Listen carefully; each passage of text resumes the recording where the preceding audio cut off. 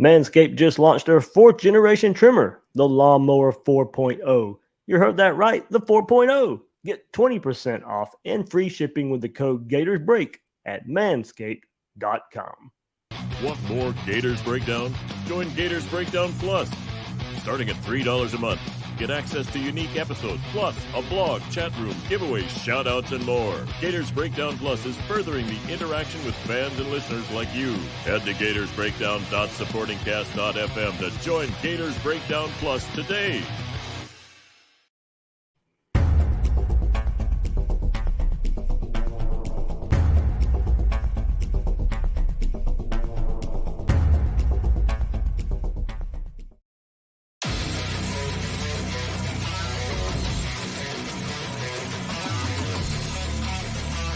Gators Breakdown, because there's never a dull moment in Gator Nation.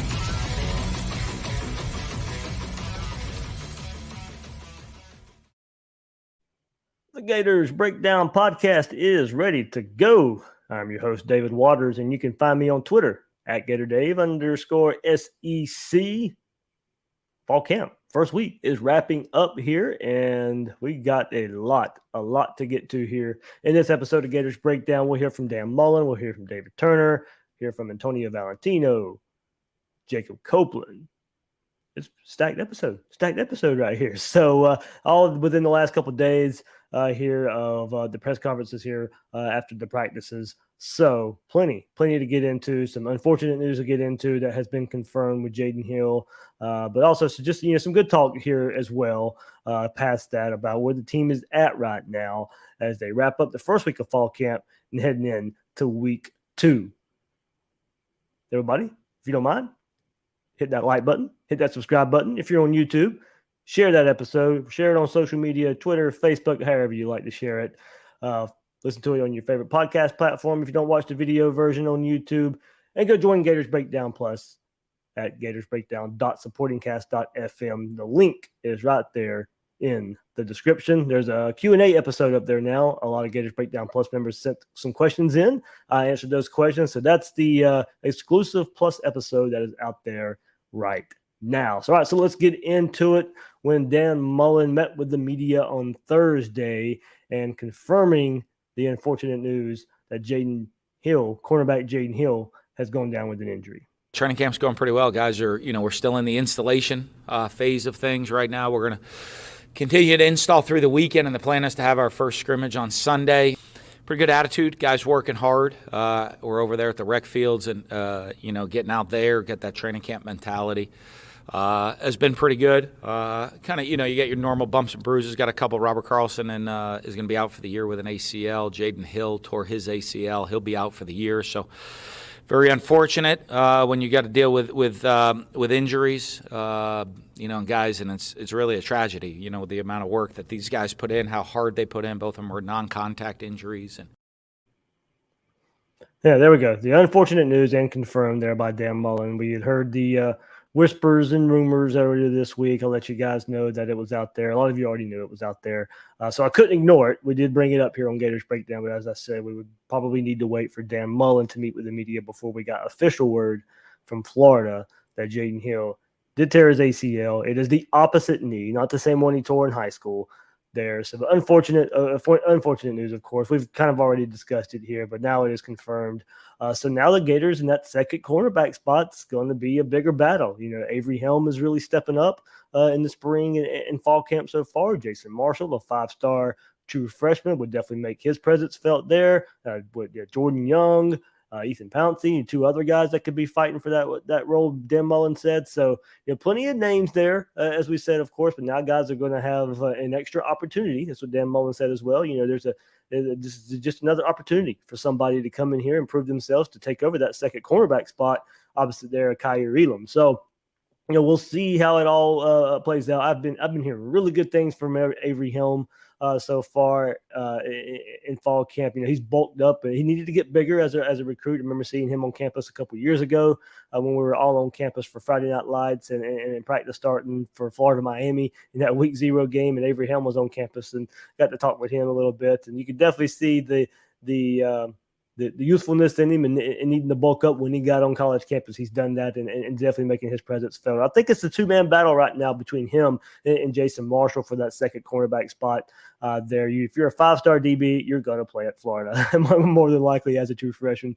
because most of the time you're good enough too. That's one position. A lot of freshmen can come in and play right away there. So Jason Marshall, Avery Ham, I think it's going to be a really good battle for that second cornerback spot.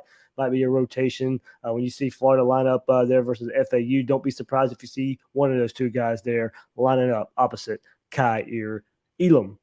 All right, and Mullen was asked about Emory Jones and his progress so far from spring and fall and what we've seen from him or what Dan Mullen has seen from him this first week or so, and what they're really working with him on right now. I think it's really getting into the more how to function, how to use the offense, constantly on accuracy, balance, making all his different type of throws that he needs to make, and then his comfort level into how to make plays and when to make plays. And we limit some of that in practice. We'll be like, hey, you have the freedom to scramble today. There'll be days I won't give him freedom. Like, you have got to stand in the pocket, and then you actually got to coach beyond that and say, hey, I hope you would have scrambled in this situation. They're just there's a huge running lane to go take advantage of it. But we kind of give him a lot of different things. And so I think his grasp of the offense is really good. It's getting him prepared in every situation, how to be the best playmaker he can be. Getting him prepared in every situation. That's exactly what it is. We've only seen glimpses. We've only seen flashes of Emory Jones, not a whole game, maybe a drive here or there. But, a lot of it was a play, get yanked. And I don't mean yank in a bad term. Come back to the bench and let somebody, you let the starter go back out there, play a couple plays, a drive, and come back out there or go back to the bench. That's what we mostly have seen from Emory Jones. And now it's just about a lot of situations. A lot of situations he won't be in until he plays a game, but they can practice as much as they want to there. And I'm glad Dan Mullen brought it up. We brought this back up in the spring, and of course, when there was a lot of talk of Emory Jones maybe struggling passing the ball in certain situations there. And I was saying, look, you're going to hear some of that because, and Dan Mullen pretty much confirmed it right here, there's going to be times where they tell him he can't run. And he is going to have to stand in the pocket and throw. And, a lot of that's going to lead to some uncomfortability. A lot of that's going to lead to some forced errors, some bad errors, whatever. And, but that's how he's going to learn, and it doesn't do a defense any good there to let Emory Jones run as a quarterback. Doesn't do the offensive line much of any good, if he can just take the ball down and run with it all the time in practice. Everybody needs to practice of throwing the ball there with Emory Jones. The offensive line needs it. The backs need it. Emory Jones needs it. So that's how you're going to build an offense. If you can't just go out there and say, all right, we're just going to do whatever you're comfortable in doing, the whole offense isn't going to grow out of that. So you put him in different situations. That helps the offense in situations. It helps the opposing defense in practicing as well. When Dan Mullen brought that up back in the spring as well. When how Emory Jones' running ability, him just running doesn't really help everybody out there. You've got to help the whole team grow, and that's basically what you're seeing here with Emory Jones as well, by saying, hey, you've got to stay in the pocket. You've got to grow as a passer. You got to get more experience as a passer. We need to see the things that you can do. We know you can run. It's a waste of snap if you drop back, scramble, and take off. It's a waste of snap if it's a direct run. He can do that. He knows he can do that. The offensive line knows they can block for that. We need to see where you need to grow as a passer. And I really like what Dan Mullen said there and brought that up as an example of, hey, you might hear of Emory Jones struggling or something like that, but there's a reason for it. And then we're going to take all this stuff, we're going to put it together, and we're going to see the passes he hits well, passes he don't hit well. We'll work more on those, but at least we have a baseline. We know where to start from. We know what he does well, and we'll go from there, and we'll build the offense around that. So really, really good insight there from Dan Mullen on what they're working with Emory Jones right now. Next topic there was it's one player that will help Emory up front a little bit, possibly, when you're talking about the offensive line, and that is center Kingsley Eguakun basically going to be inserting himself into a conversation from taking that center spot. Kingsley's really been a guy that has embraced it. We rotate. I think you saw it in spring. We rotate a lot of guys through because you got to have depth at that position. That's the other positions, you got to know assignment. You got to know how to block. There's an extra skill with the snap involved in that position, so you want to create depth. But he's a guy that's really kind of jumped and embraced that role. He's a guy that's not, I'm not here getting reps. I'm not here preparing. Really, to me, his approach starting last spring was, I'm here to be the starting center. Has really approached it with that type of attitude and mindset. And, and it shows, with the mental aspect, with everything that goes with it, with the leadership, he's embraced everything that comes with being the center, wanting to go be the starter. Good to hear about an offensive lineman we don't get to hear much about, embracing everything that comes along with playing that center position and the leadership that comes along with it as well. And he's going to be in that mix with Stewart Reese and Ethan White to an extent as well for that center position. I think you go back to spring and probably how fall camp started, and Stewart Reese was the one at center, lining up at center. But I think this whole offensive line rotation, I'm telling you, if Eguakun can prove he can play center, that might be the way Florida gets their 5 best offensive linemen on the field. If you can, the left side's pretty set. If Ethan White's not going to play center, I think it's just building depth there. I think is why you see him maybe at times taking some snaps there at center. I don't think he'll be the starter there because you got that I can't talk. You got that left side pretty set. Richard Garage there on left tackle, Ethan White there, left guard. At center, you got Reese or Eguakun. If Eguakun takes that job, you slide Reese out back to right guard. And then what do you do at tackle? And I know what everybody wants to do out there. A lot of people don't want to see Jayden Hill out there, but he's going to be out there, guys. I think he's going to compete for that right tackle job. And I think if Eguakun wins that center job, it slides Josh Braun out from right guard to right tackle in a battle with Jayden Hill. And then everybody's going to say, well, that's the battle that he should win. We'll see. Delance has got the experience. We'll see what the change in offense means for somebody like Jayden Hill. You've heard us talk about it plenty of times here on Gators Breakdown, where he is better in the run game than he is pass blocking. And we'll see what that means with this, shift in offense a little bit. But that, to me, Josh Braun going to be on the bench? I don't think so. Is Stewart Reese going to be on the bench in this style of offense? I really don't think so. So I think that if Eguakun wins the center job, I think it affects the rest of the offensive line and what you do on that right side. And if he is playing center, I am very interested in seeing what happens there because we know the staff likes Jayden Hill. He wouldn't be out there regardless, or they just don't feel comfortable with anybody behind him. Maybe Josh Braun is that guy that, quote unquote, is in a battle with him, and then he takes over, and Jayden Hill is the guy who fills in right tackle. That's going to be interesting to watch if you see Eguakun at center, is then who's playing right tackle, because I really think Reese is the right guard in that situation. Maybe he's not. Maybe they keep Braun at right guard and Delance at right tackle. That's the combo I don't see too much of in thinking about it. I think if Eguakun wins that center job, you look for Reese at right guard and then see what happens with a battle at right tackle between Braun and Delance.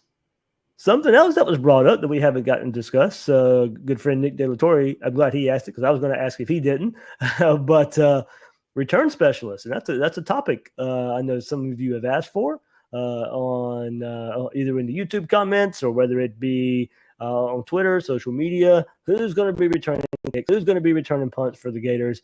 Dan Mullen led some insight there. Finley, obviously, and coming out of high school, and everybody knew that, is that guy. He's kind of a very, very much a utility player, really good football player, can return punts, can return kicks, move him around a little bit defensively. Is a guy that just has a real natural instinct for the ball. Obviously, in the return games, he's up there big, trying to work DeMarcus Bowman in that situation to return kicks for new guys. I'm trying to think who else we got back there. We just started with kickoff return, so I haven't seen a lot of those guys do that. Punt returns. I mean, obviously, you got Xavier Henderson back there. You got Kyer Elam, guys that have been back there in the past to go do that stuff as well. So we're just kind of working through those things with that. Jamarcus Weston's a guy I'm really excited to see in a kickoff return role possibly. I'll agree with Dan Mullen there. Jamarcus Weston in a possible kickoff return role when he called him one of the fastest players on the team. So that immediately came to my mind about Jamarcus Weston. He's behind a little bit on the wide receiver depth chart. Hopefully he can make his way up there as well. But if he's as fast as Dan Mullen says he is, then line him up a kick returner. Look, you're not returning many kicks. In today's college football and player safety, I know we all want to put the best players back there, and I have no problem with that either. But I mean, there's not a lot of risk anymore in it because there's not that many kickoff returns anymore. The kicks are going at the back of the end zone a whole lot. So I'm okay with even putting DeMarcus Bowman back there, who's another player I have actually thought about being put back there. I may have mentioned it back in the spring when we've discussed it as putting Bowman. When you got 5 running backs and you want to find a way to get the ball in an explosive player's hands, DeMarcus Bowman might be one of your top choices back there. Finley Graham, return specialist in high school. We all remember that from Lakeland.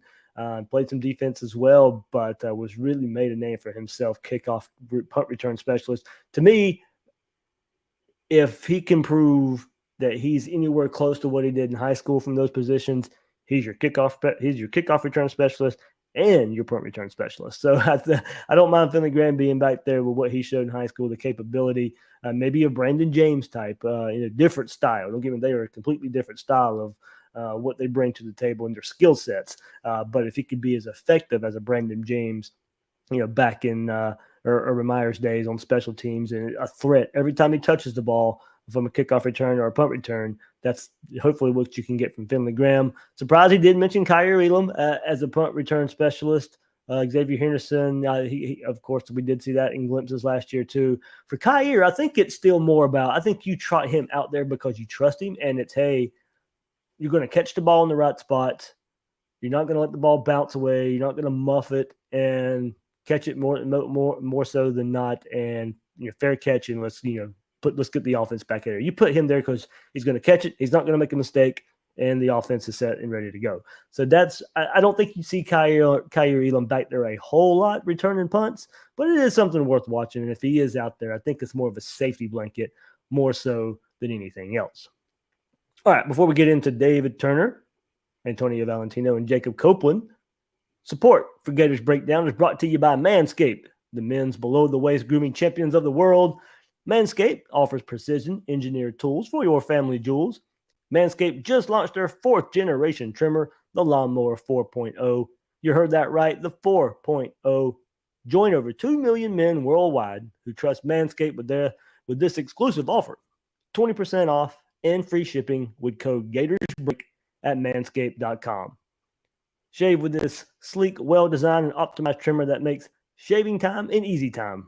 I've used the Lawnmower 3.0 for a couple years now. I'm blown away by the performance of the 4.0. The build and the details are next level and certainly an upgrade. Smoother, faster, better. This 4th-generation trimmer features a cutting-edge ceramic blade to reduce grooming accidents. Thanks to their advanced skin-safe technology, no worries shaving below the waist with the 4.0. This new multi-function on-off switch can engage a travel lock created for people who like to travel. Also, you can turn the LED spotlight on and off when needed for a more precise shave, wireless charging. And look, let's be honest, if you're still shaving your face and your body with the same trimmer, you're just doing it wrong. Single guys out there, impress your next. You married guys out there, impress the one you have with the Lawnmower 4.0.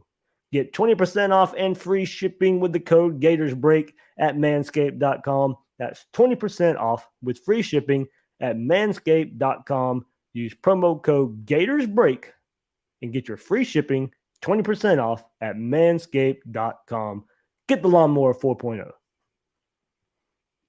All right, let's get into some more Gators talk here on Gators Breakdown. Man, David Turner brought some good stuff here in talking about the defensive line and what they are bringing to the table this year. But let's get into his thoughts on just a few of the defensive linemen that he's working with up front. The more he plays, the better he gets. He's got to worry about playing with better pad level, playing a little bit more eye discipline, things like that. Yeah, let me restart that one again. He's talking about Gervin Dexter to start off with. So, I forgot the soundbite started off that way, so it would be a little unclear. But he's talking about Gervin Dexter here to start off with. The more he plays, the better he gets. He's got to worry about playing with better pad level, playing a little bit more eye discipline, things like that.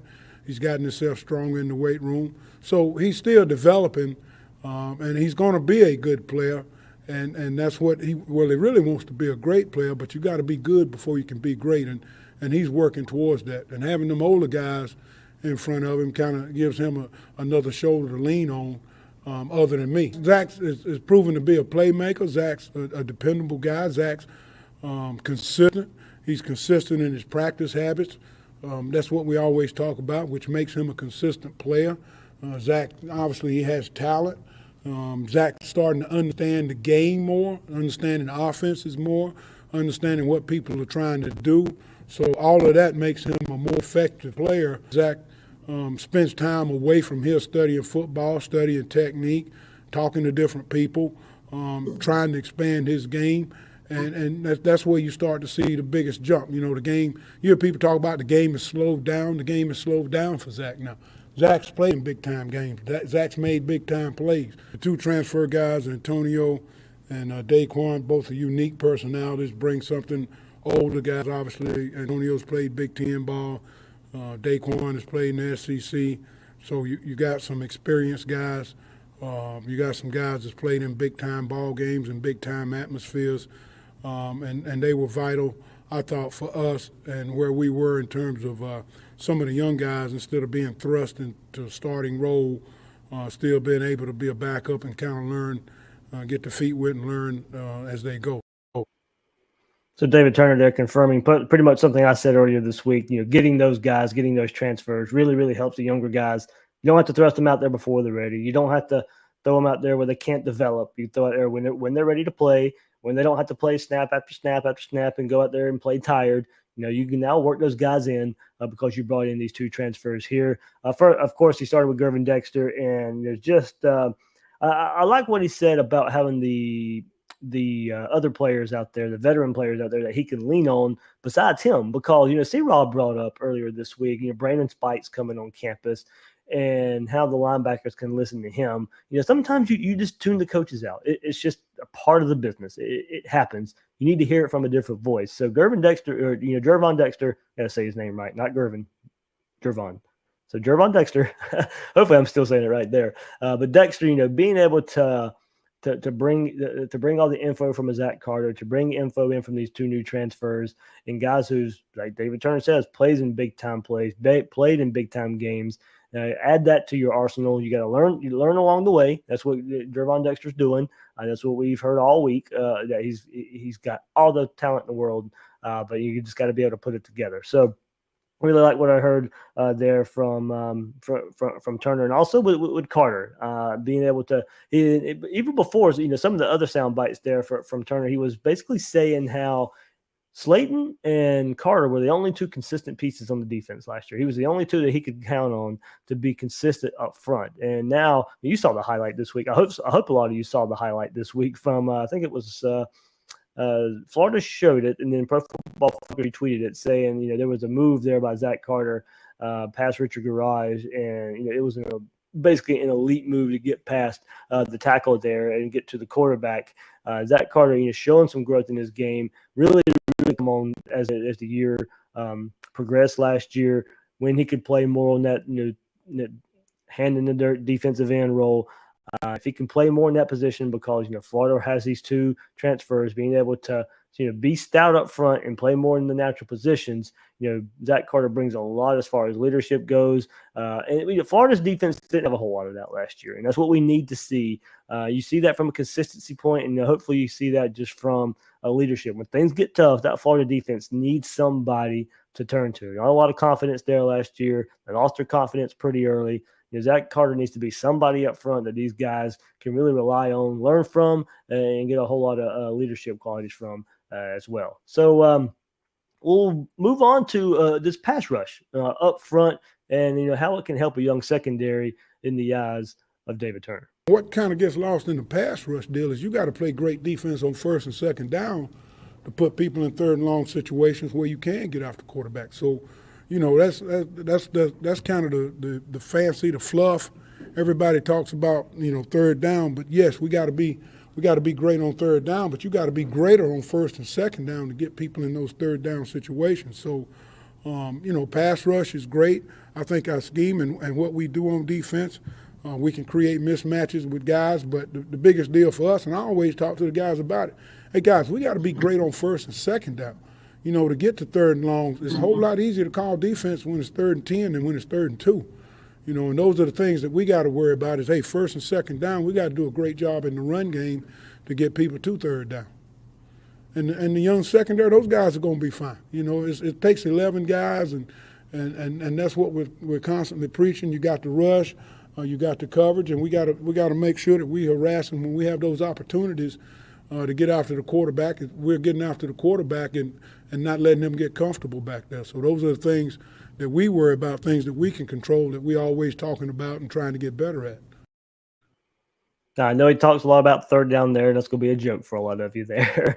It doesn't matter how the down and distance on third, or it doesn't matter the distance on third down.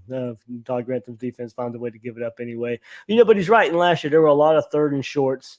What you do on first and second down, absolutely, it helps. And there was a lot of third and shorts that turned into fourth and shorts that the opposing offense converted. Well, then maybe you got them in more third and long situations, and it helps out. And look, we know the third down joke and everything, but in general football acumen and general football, the way you play the game, he's right. You play better on first and second down. Most of the time, your third down defense is better as well. I know it's a sticking point for Gators fans and Todd Grantham.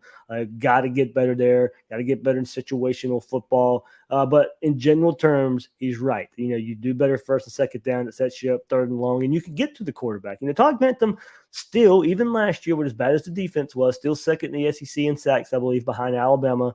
So, still getting to the quarterback is not necessarily an issue. It's just more about the situational football. What do you do in a critical third down? Look, they all become critical when your defense is pretty bad. But, a third down in the third quarter, third down in the fourth quarter. What do you do in situational football? What do you do on a third down when the team crosses the 50-yard line?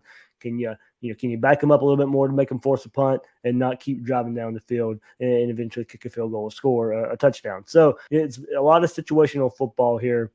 But he's right. The pass rush up front and run defense up front. Got to be better on first and second down. Florida got gashed on time at times on the ground because they didn't have a stout defensive front.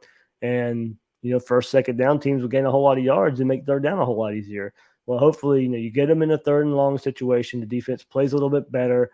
With some pass rushers you have there. I want to go back, speaking of pass rushers and speaking of third down, David Turner brought up Princely, make sure I'm trying to say his name right, Milan. That's his way I'm going to say it. He did pronounce it there. I'm pretty close. I think I'm off just by a hair on pronouncing Princely's last name there. But he said he needs to work with Savage to become an every down player, not just a third down player. He's like, he possesses really good pass rushing skills. He's a really good third down player, but he needs to get with Nick Savage to bulk up a bit so he can play every down, set the edge better, be able to defend the run a bit better. And he also brought up working with Nick Savage to big Des Watson. Two guys here that need to work with Nick Savage for completely opposite reasons. Desmond Watson flashes a whole lot of speed for his size, but he can't play a whole lot at that size. The conditioning's got to get better. He's got to lose some of the weight, get game ready, get game weight on, and that's where Desmond Watson can make his big impact. Be an every down player because you're playing at a weight that you can actually play at down, over down, over down, and not the weight that he's currently at. He can go flash for a play or two, but he's got to go come off the field because of a lack of conditioning, because of the quote-unquote bad weight there for Desmond Watson. So two players there to watch out on this defensive front from that need to work with Nick Savage for a couple different reasons. And that was coming from David Turner there. So, look, the next player we get to hear from in a really fun interview was Antonio Valentino. And a lot of people know him as Antonio Shelton, but he did change his name here. But let's get into his story of why he chose Florida. All SEC bias and everything that they talk about in this conference is 100% accurate. It's 110% accurate, and I haven't even played in an SEC game yet. Just the structure of practice, the different level of football, specifically speaking in the defense. It's, we can play multiple fronts and everything like that in one single series. So as far as, my transition, I think it was it's been fairly it's been what I expected. It's been difficult in certain aspects, but overall I've been very happy with my decision to come here. I'm very thankful for Coach Mullen, Coach Grantham, and Coach T giving me an opportunity to come down here. And as far as why I came down here specifically, when I spoke to Coach Turner and Coach Mullen, the thing that I respected the most out of what they told me was it wasn't, hey, man, you're going to come in here and be a star. You can do X, Y, and Z. You know what I'm saying? It was, hey, man, we got a need at your position. We like the way you play football. We think you can help us win some games. Come be a part of something great if that's what you're interested in. And, I thought about it. It was a very easy decision. Very easy decision there. And I'm glad him and Newkirk both kind of spoke to the, look, we're not promising, they're not getting promises, but there's an opportunity here at Florida to come in at a defensive tackle, defensive lineman role to come make a name for yourself. Florida did need the help there, but you're not guaranteed anything. You got to come work for it. But the conversation was had that there's a great opportunity here. And absolutely, there's a great opportunity. And I like the way both transfers spoke on that of, no, look, it's not going to be given to you. You got to come work for it. But I think a good addition here from Valentino. A really good story of how he ended up here, and just the honesty from the coaching staff. And look, I think that honesty works. We question high school recruiting all the time here, and if it's good enough, but we can barely question Dan Mullen and his coaching staff transfer portal recruiting. And I think it really speaks to matured players, veteran players. When you see the track record Dan Mullen's had, his record for development. And I think that speaks like once you get past the whining and dining of high school recruiting, and the guys have a realization of, if I want to get to the next level, I need to be developed. And then they start looking around for a staff that develops. That's why I think Dan Mullen's done so well in the transfer portal with the older players out there in the transfer portal who can come contribute right away. So when you hear that from Newkirk, you hear that from Shelton, and we've seen it from Grenard, we've seen it from Jefferson, we've seen it from a whole lot of transfers, to be able to here contribute and then go on to the NFL, either be a high draft pick or already in the first couple of years, go out and prove yourself to be a pretty good player in the NFL. So you can see why the transfer portal has been successful for Dan Mullen when you hear from Antonio Valentino and Daquan Newkirk. All right, let's go to on the field now for Antonio Valentino in a comparison that he sees himself in from last year's Gator team. I think, to be honest with you, what I spend a lot of time on, I watch a lot of film on TJ because I think our play styles are pretty similar, and I think that TJ was very good at his techniques. TJ was one of those players where, obviously he made plays. He got drafted fairly high. He made his plays when he had to make them. But where TJ and where Coach T said TJ made majority of his money from, so to speak, is causing disruption. TJ wouldn't make the play, but he would make the play. Like if they're zoning to his side, he would stick his foot in the ground and make the running back have to cut back where the rest of the defense is. So I think I can do things similar to that. It's just still getting comfortable 100% within the playbook and, anticipating things before they happen and knowing how to react to certain things. Red got dancing feet, man. We call him Red. Red got dancing feet, to be honest with you. I guess he played running back in the day, and then he got fat, and now he's playing D tackle. But Red got dancing feet, man. He's got y'all see his feet are pretty ridiculous, to be honest with you. Javon Dexter is going to be a problem. Like, I'm not saying this just because he's my teammate, to gas him up or nothing like that. Javon Dexter is going to be a problem. Once he figures everything out and he, really knows how to play football, because it's like G got here off of, his potential, and he's a freak athlete. And obviously, coaches saw something in him where they're like, hey, we can coach this guy, teach him how to play ball. But once he actually figures out how to be like a real football player and understand how the game flows and works and all that type of stuff, it's over with. It's over with. Somebody's going to pay Gervon Dexter millions of dollars to go play football someday.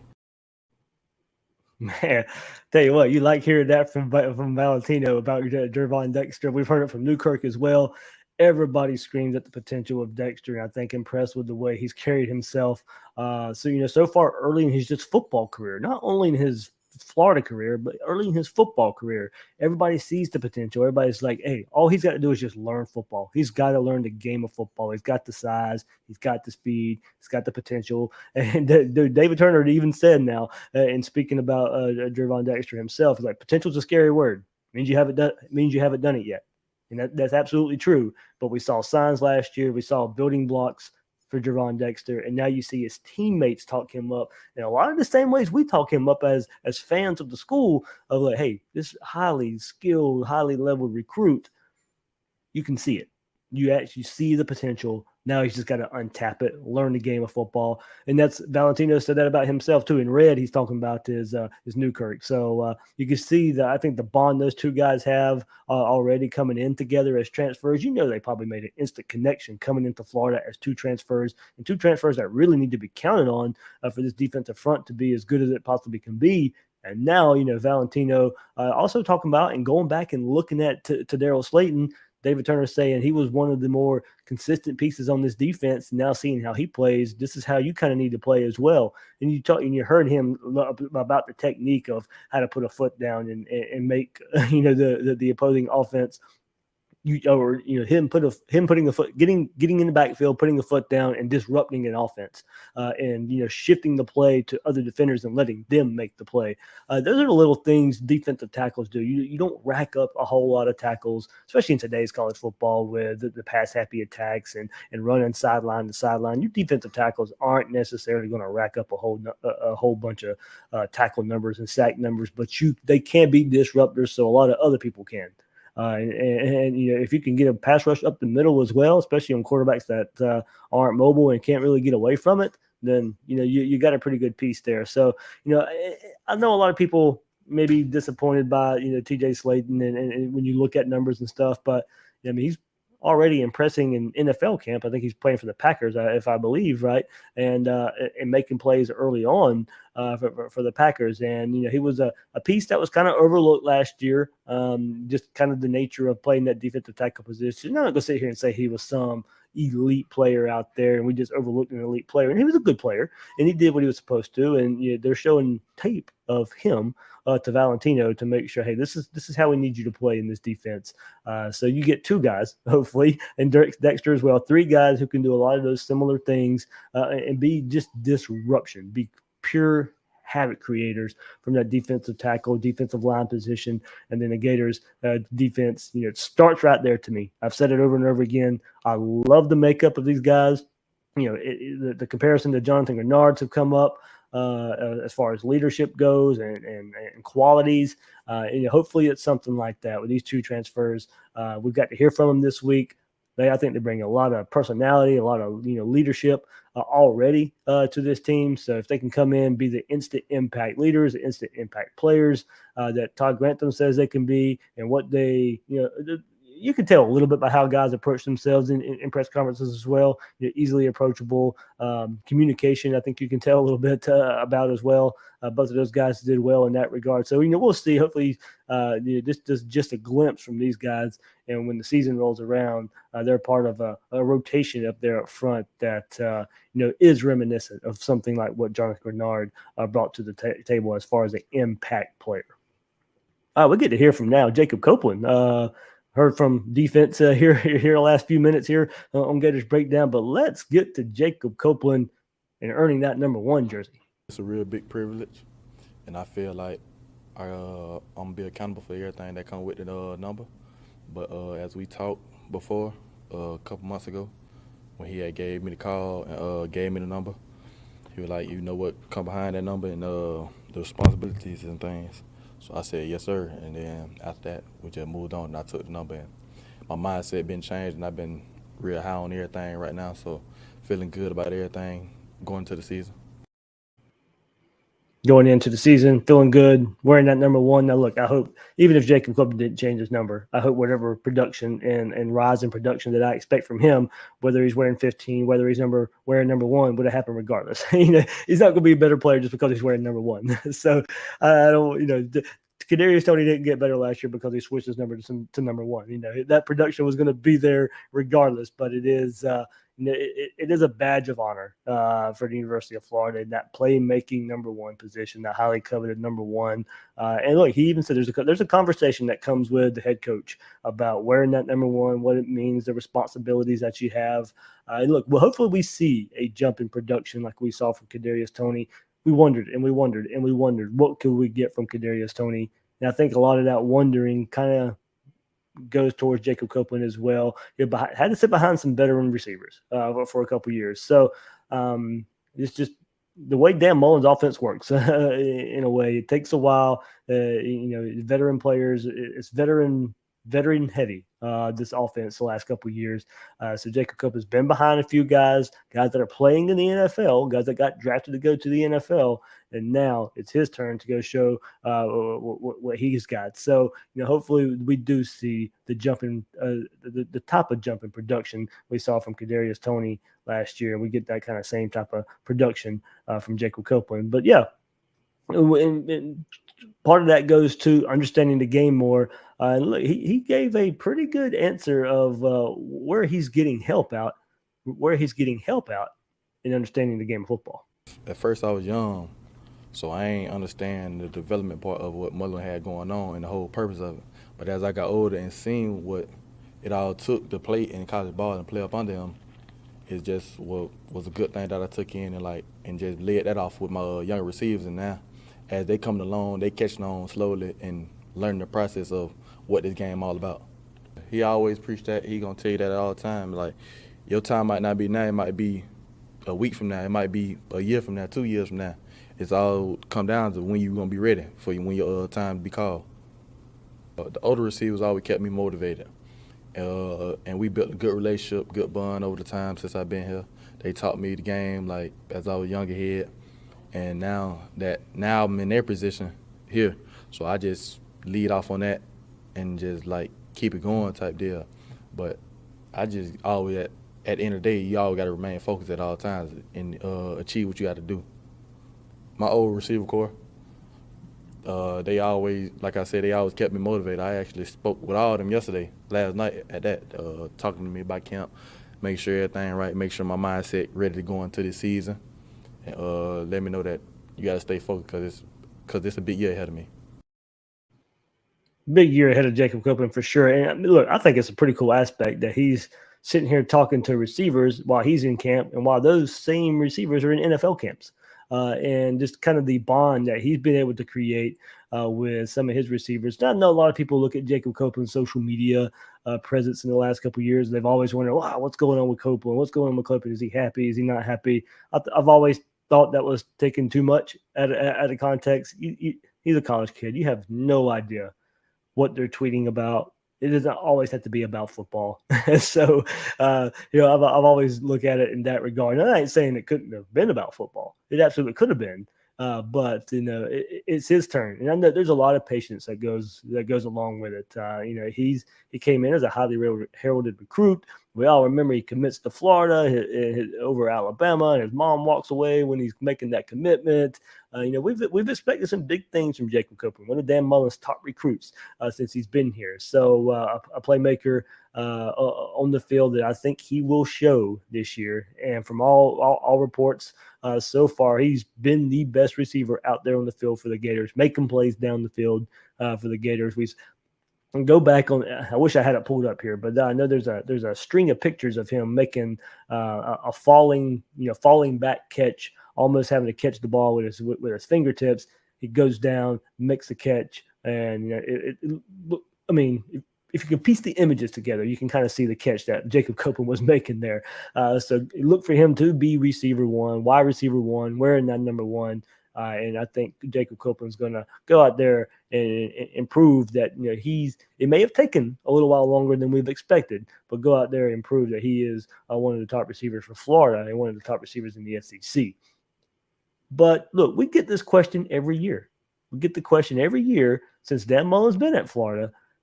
What are you going to do? How are you going to replace those wide receivers? And, going from mainly from, 2019 to 2020 and now 2020 to 2021. That's the question we have gotten every preseason. And now we're getting it again. And Jacob Copeland has some pretty good thoughts about that. I don't too much get into that because I know I got a great receiver coach. Coach Billy G going to work us to death for sure. He going to always make sure everybody on the same page. He going to push you to your limits. And as long as I got him in my corner, I feel like I'm going to be good this year. So everything, all the receiver core at that. For sure, I'm very confident in everybody. Since I got Billy G on the side, I feel good about everything. I feel like he's the best coach in the country. I feel like I'm one of the most physical, strongest receivers in the country. Well, if not one of them, I am the strongest receiver in the country, I feel. But I ain't too much caught into all that because at the same time, being the strongest don't always relate to the field. So you got to have field coordination and everything that'll translate with the weight room type deal. There we go. Jacob Copeland knows he's got to be more than just a stronger receiver out there, but you see him and he is rock solid. He is built up there. He's chiseled. He's cut. I mean, he looks like he looks like what you want a wide receiver to look at. And I think if I'm not mistaken, I'd have to go back and look, but he might even be, for as strong and as physical as he looks, he might be the shortest receiver out there, if I'm not mistaken. When you look at and compare him to Shorter and Henderson and Whittemore, Weston, and that, I could be a little off on that, but I know he's not as tall as those guys. And not every receiver for Florida needs to be 6'4", 6'5", 6'6". That's not what I'm saying here. You need a guy that I think like a Jacob Copeland, who's just not really a bowling ball, but just a stock of muscle going out there at that wide receiver position, a physical presence there at that wide receiver position. And for what that means for me is get the ball in his hands close to the first down marker in certain situations, and he's got to go fight. He's got to go use that strength to be that type of receiver. Go convert that first down, and that's what that type of build that he brings to the table. That's what you're going to be looking at him for. Fight for extra yards, break tackles. If you're running down the field and the guy catches up to you, you got to use that strength to go break a tackle and make an even bigger play. Or when the guy is right on, we saw the one-handed catch from him on the Instagram live video the other day. But if there's if there's a receiver on your hip, and as soon as you catch the ball, he's trying to bring you down or trying to pop you, use that strength to your advantage and make a bigger play out of it. So I think that's the type of play I'm looking for from Jacob Copeland. And being coached by Billy Gonzalez, you right there, you can tell the reputation he has among his players. Got the best wide receiver coach in the country. They absolutely should think that. Besides Alabama out there, what Florida's done in putting receivers in the league is remarkable. Pretty much only Alabama can sit here and say they've done better the last couple of years of what they've done about putting pass catchers in the NFL. Billy Gonzalez deserves a whole lot of kudos, and Jacob Copeland looks like he notices that as well. Last little thought here from Jacob Copeland and how it's different in playing with a quarterback like Emory Jones, who brings some more mobility to the table, more so than a quarterback like Kyle Trask. Like Coach Mullen always say, we got some very athletic quarterbacks. So when things not going right during that play, just stay on the run at all times because they liable to do anything and liable to make any type of play out of nothing.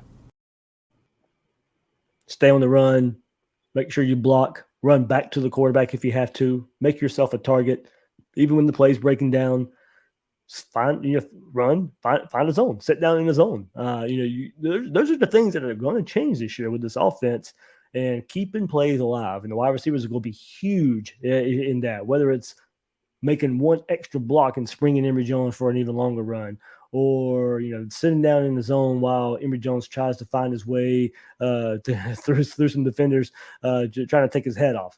I just think that's a big part of this offense that these receivers have to get used to. And I believe I asked Dan Mullen about that in the spring, about how it is different for everybody when you have a mobile quarterback, how that changes the offensive line and what they do, maybe having to hold their blocks a little longer, receivers having to fight back toward the ball, you're going to run a route. And if that ball isn't thrown in a certain amount of time, you're going to be turning around and looking and seeing what Emory Jones is doing and what you have to do to help your quarterback out. So that's a difference that we necessarily haven't had to see the last couple of years with Kyle Trask and his mobility. We get that now with Emory Jones to keeping plays alive. And then wide receivers are going to have to be able to help Emory Jones keep plays alive as well. All right, there we go. A lot as Florida wraps up week 1 of camp. We get to hear from the head man himself, Dan Mullen, David Turner, Antonio Valentino, Jacob Copeland. Really, really good stuff there to keep the conversation going here as we hit past the first week and about 3 weeks till the season kicks off. I know we're all ready for it, and we're all ready to get together in Gainesville, in the swamp, tailgate, do we or the boys. You can tell I'm excited. I'm ready for some football. Let's go. I am ready for some football, especially doing all these episodes. I think you can tell too. Like I'm wanting to talk some football. Let's go. We finally got some football, and you've been able to follow along here on Gators Breakdown with a lot of episodes the last few weeks. So I hope you all are enjoying the content out there that we've been putting out the last few days. Go join Gators Breakdown Plus for even more out there. Chats, extra episodes. Starting at $3 a month. A lot going there. Got some special things planned for the season, of course, as well, that are only going to be available to Gators Breakdown Plus members. I'll share that as we get closer to the season. But all right, everybody, hit that like button, hit that subscribe button. It really helps us out here on Gators Breakdown. I am your host of Gators Breakdown, David Waters. You can find me on Twitter at GatorDave_SEC. Guys and girls out there, thanks for listening to this episode of Gators Breakdown.